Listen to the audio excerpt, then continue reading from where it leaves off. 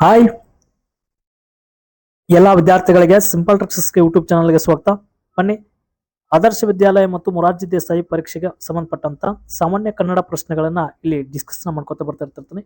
ಈಗಾಗಲೇ ಸಾಕಷ್ಟು model question ಪೇಪರ್ಗಳು ಏನಾಗ್ತವಪ್ಪ ಅಂದ್ರೆ ನಮಗ ಚಾನಲ್ನ ಸಬ್ಸ್ಕ್ರೈಬ್ ಮಾಡ್ಕೊಂಡ ತಕ್ಷಣ ಎಲ್ಲವೂ ಪ್ಲೇ ಲಿಸ್ಟ್ ಒಳಗಡೆ ಸೀರಿಯಲ್ ಆಗಿ ಸಿಗ್ತಾ ಇರ್ತವೆ.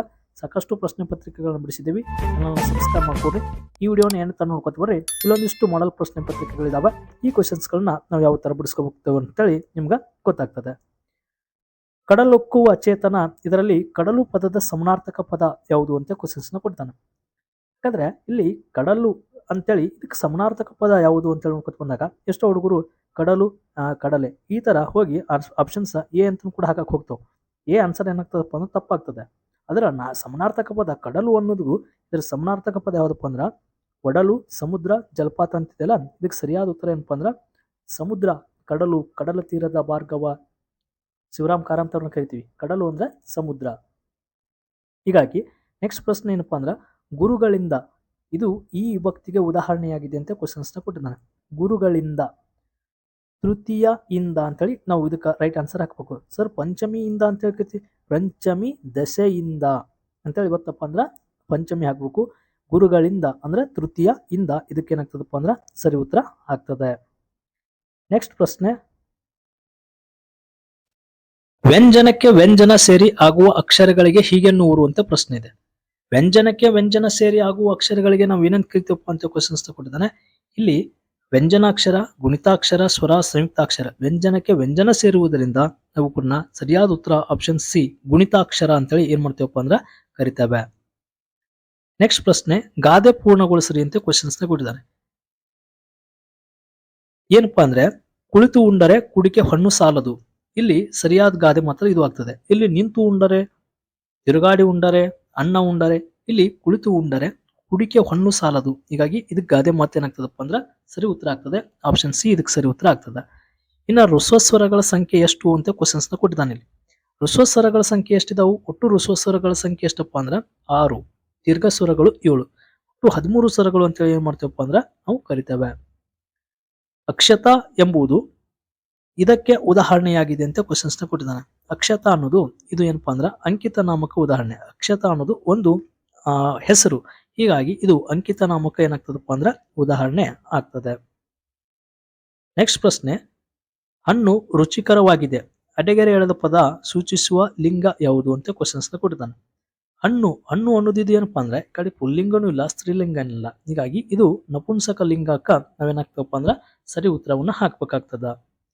ಇನ್ನ ಭವಿಷ್ಯತ್ ಕಾಲವನ್ನ ಸೂಚಿಸುವ ಪ್ರತ್ಯಯ ಯಾವುದು ಅಂತ ಕ್ವಶನ್ಸ್ ನ ಕೊಟ್ಟಿದ್ದಾನೆ. ಭವಿಷ್ಯತ್ ಕಾಲವನ್ನ ಸೂಚಿಸುವಂತ ಪ್ರತ್ಯಯ ಯಾವ್ದಪ್ಪ ಅಂದಾಗ ನಾವು ಇದಕ್ಕ ಏನಾಗ್ತದಪ್ಪ ಅಂದ್ರ ಹಾಕ್ತವಿ. ಉತ್ ಅಂದಾಗ ವರ್ತಮಾನ ಕಾಲ, ದ ಅಂದಾಗ ಭೂತಕಾಲ, ನೆಕ್ಸ್ಟ್ ಭವಿಷ್ಯತ್ ಅಂದಾಗ ಹಾಕ್ಬೇಕು. ಪರೀಕ್ಷೆಯಲ್ಲಿ ನನ್ನ ದೇಶ ಕುರಿತು ಪ್ರಬಂಧ ಬರೆದನು. ಈ ವಾಕ್ಯದಲ್ಲಿ ಇರಬೇಕಾದಂತ ಸೂಕ್ತ ಲೇಖನ ಚಿಹ್ನೆ ಯಾವುದು ಅಂತ ಕ್ವಶನ್ಸ್ ನ ಕೊಟ್ಟಿದ್ದಾನೆ. ಇಲ್ಲಿ ಬಳಸಬೇಕಾದಂತ ನನ್ನ ದೇಶ ಕುರಿತು ಪ್ರಬಂಧ ಬರೆದನು. ಹೀಗಾಗಿ ಈ ಚಿಹ್ನೆ ಉದ್ಧರಣ ಚಿಹ್ನೆಯನ್ನ ಏನ್ ಮಾಡಕಪ್ಪ ಅಂದ್ರೆ ಬಳಸಬೇಕು ಅಂತೇಳಿ ಹೇಳ್ತಾರೆ. ಇನ್ನ ಅರ್ಥಪೂರ್ಣ ವಾಕ್ಯ ಗುರುತಿಸ್ರಿ ಅಂತ ಕ್ವಶನ್ಸ್ ಕೊಟ್ಟಿದ್ದಾನೆ. ಒಂದೇದು ಆಪ್ಷನ್ಸ್ ನೋಡ್ರಿ, ಭಾರತ ಸುಂದರ ದೇಶ. ಇಲ್ಲಿ ಭಾರತ ತಪ್ಪಾಗಿದೆ. ಭಾರತ ಸುಂದರ ದೇಶ, ಭಾರತ ಸುಂದರ ದೇಶ. ಆಪ್ಷನ್ ಸಿ ಒಳಗಡೆ ನೋಡ್ರಿ ಈ ಸ ಇದೆ, ಹೀಗಾಗಿ ಇದು ಹೋಯ್ತು. ಇಲ್ಲಿ ಭಾರತ ತಪ್ಪಿದೆ. ಹೀಗಾಗಿ ಸರಿಯಾದ ಉತ್ತರ ಏನಪ್ಪ ಅಂದ್ರ ಆಪ್ಷನ್ಸ್ ಬಿ ಏನಾಗ್ತದಪ್ಪ ಅಂದ್ರ ಸರಿ ಉತ್ತರ ಆಗ್ತದ. ನೆಕ್ಸ್ಟ್ ಪ್ರಶ್ನೆ, ಸಚಿನನು ಚೆನ್ನಾಗಿ ಕ್ರಿಕೆಟ್ ಆಡುತ್ತಾನೆ. ಅಡೆಗೆರೆ ಎಳೆದ ಪದವು ಇದನ್ನ ಸೂಚಿಸುತ್ತದೆ ಅಂತ ಕ್ವಶನ್ಸ್ ನ ಕೊಟ್ಟಿದ್ದಾನೆ. ಚೆನ್ನಾಗಿ, ಚೆನ್ನಾಗಿ ಅನ್ನೋದು ಇದೇನಪ್ಪ ಅಂದ್ರ ಗುಣವಿಶೇಷಣ, ಸರ್ವನಾಮ, ನಾಮಪದ. ಚೆನ್ನಾಗಿ ಅನ್ನೋದು ಕ್ರಿಯಾ ವಿಶೇಷಣ ಅಂತೇಳಿ ನಾವು ಏನ್ ಮಾಡ್ತೇವಪ್ಪ ಅಂದ್ರ ಕರಿತೇವೆ. ಹೀಗಾಗಿ ಬಿ ಇದಕ್ಕ ಸರಿ ಉತ್ತರವನ್ನ ಹಾಕ್ಬೇಕಾಗ್ತದ. ಇನ್ನ ನೆಕ್ಸ್ಟ್, ಸಾಗರ ಪುತ್ರ ಸಾರಿನ ಮಿತ್ರ. ಹಾಗಾದ್ರೆ ಈ ಒಗಟಿನ ಅರ್ಥ ಏನು ಅಂತ ಕ್ವಶನ್ಸ್ ನಿಮ್ಗ ಎಕ್ಸಾಮ್ಸ್ ಕೇಳ್ಬೋದು. ಹೀಗಾಗಿ ಸಾಗರ ಪುತ್ರ ಸಾರಿನ ಮಿತ್ರ ಯಾರಪ್ಪ ಅಂದಾಗ ಉಪ್ಪು ಅಂತೇಳಿ ನಾವು ಕರಿತೇವೆ. ಇನ್ನು ದೇವಾಲಯ, ದೇವ ಪ್ಲಸ್ ಆಲಯ, ದೇವಾಲಯ. ಇದರಲ್ಲಿ ಇದನ್ನ ಸವರ್ಣ ದೀರ್ಘ ಸಂಧಿಗೆ ಏನಾಗ್ತದಪ್ಪ ಅಂದ್ರ ಉದಾಹರಣೆ ಆಗ್ತದ. ಯಾವುದೇ ತರ ಅಕ್ಷರಗಳು ಲೋಪ ಆಗಂಗಿಲ್ಲ, ಲೋಪ ಸಂಧಿ ಆಗಲ್ಲ. ಯಾವುದೇ ತರ ಅಕ್ಷರಗಳು ಆಗಮ ಆಗ್ಲಿಲ್ಲ, ಒಂದು ಬಿಟ್ಟು ಇನ್ನೊಂದು ಅಕ್ಷರಗಳು ಕೂಡ ಬರಲಿಲ್ಲ. ಸಾವಿರ ಒಂಟೆ ಸರದಾರ ಎಂಬ ಬಿರುದು ಪಡೆದಿದ್ದವನು ಯಾರು ಅಂತ ಕ್ವಶನ್ಸ್ ಕೊಡ್ತಾನೆ. ಸಾವಿರ ಒಂಟೆ ಸರದಾರ ಎಂಬ ಬಿರುದು ಪಡೆದಿದ್ದವರು ಯಾರಪ್ಪ ಅಂದ್ರ ರಾಯಣ್ಣನ ತಾತ. ಆಪ್ಷನ್ ಸಿ ಇದಕ್ಕೆ ಸರಿ ಉತ್ತರ ಆಗ್ತದ. ನೆಕ್ಸ್ಟ್ ಪ್ರಶ್ನೆ, ಆಕಾಶ ಈ ಪದದ ತದ್ಭವ ರೂಪ ಏನು ಅಂತ ಕ್ವಶನ್ಸ್ ನ ಕೊಟ್ಟಾನ. ಆಕಾಶ ಈ ಪದದ ತದ್ಭವ ರೂಪ ಏನಪ್ಪಾ ಅಂದ್ರ ಆಕಾಶ ಆಗಸ. ಆಗಸ. ಹೀಗಾಗಿ ಆಪ್ಷನ್ಸ್ ಬಿ ಇದಕ್ಕೆ ಏನಾಗ್ತದಪ್ಪ ಅಂದ್ರ ಸರಿ ಉತ್ತರ ಆಗ್ತದ. ಚಂದ್ರೋದಯ ಪದ ಬಿಡಿಸಿ ಬರೆದಾಗ ಯಾವುದು ಸರಿ ಉತ್ತರ ಆಗ್ತದಂತೆ ಕ್ವಶನ್ಸ್ ನ ಕೊಟ್ಟಿದ್ದಾನೆ. ಚಂದ್ರೋದಯ, ಚಂದ್ರ ಪ್ಲಸ್ ಉದಯ ಚಂದ್ರೋದಯ ಅಂತೇಳಿ ಕರಿತೀವಿ. ಇಲ್ಲಿ ಆಪ್ಷನ್ಸ್ ಇದಕ್ಕೆ ಎ ಏನಾಗ್ತದಪ್ಪ ಅಂದ್ರ ಸರಿ ಉತ್ತರ ಆಗ್ತದೆ. ಚಂದ್ರ ಪ್ಲಸ್ ಉದಯ ಚಂದ್ರೋದಯ. ನೆಕ್ಸ್ಟ್ ಪ್ರಶ್ನೆ, ಜೀವದ ಮೌಲ್ಯ ಕಥೆಯನ್ನ ಕನ್ನಡಕ್ಕೆ ಭಾಷಾಂತರಿಸಿದವರು ಯಾರು ಅಂತ ಪ್ರಶ್ನೆ ಇದೆ. ಇದು ನಿಮ್ಮ ಪಾಠಕ್ಕೆ ಬಂದಂತ ಪ್ರಶ್ನೆ ಇರ್ಬೋದು. ಎಸ್.ಎಲ್. ನಾಯಕ್. ಆಪ್ಷನ್ಸ್ ಬಿ ಏನಾಗ್ತದಪ್ಪ ಅಂದ್ರ ಸರಿ ಉತ್ತರ ಆಗ್ತದ. ಬಿಡಬ್ಯಾಡಿ ಈ ಪದದ ಗ್ರಾಂಥಿಕ ರೂಪ ಏನು ಅಂತ ಕ್ವಶನ್ಸ್ ನ ಕೊಟ್ಟಿದ್ದಾನೆ. ಬಿಡಬ್ಯಾಡಿ ಪದದ ಗ್ರಾಂಥಿಕ ರೂಪ ಏನಪ್ಪಾ ಅಂದ್ರ ಬಿಡಬ್ಯಾಡಿ, ಬಡಿಬೇಡಿ, ಬಿಡಬೇಡಿ, ಬಡಿಯಿರಿ, ಬಿಟ್ಟು ಬಿಡು, ಇದಕ್ಕ ಬಿಡಬೇಡಿ. ಬಿಡಬ್ಯಾಡಿ ಅನ್ನಕ ಬಿಡಬೇಡಿ. ಕರ ಈ ಪದದ ನಾನಾರ್ಥಕ ಏನು ಅಂತ ಕ್ವಶನ್ಸ್ ನ ಕೊಟ್ಟಿದ್ದಾನೆ. ಕರ ಪದದ ನಾನಾರ್ಥಕ ರೂಪ ಏನು ಅಂತೇಳಿ. ಕರ ಅಂದ್ರ ಕೈ, ನೆಕ್ಸ್ಟ್ ತೆರಿಗೆ. ಇದು ಸರಿ ಉತ್ತರ ಅನಿಸ್ತದ.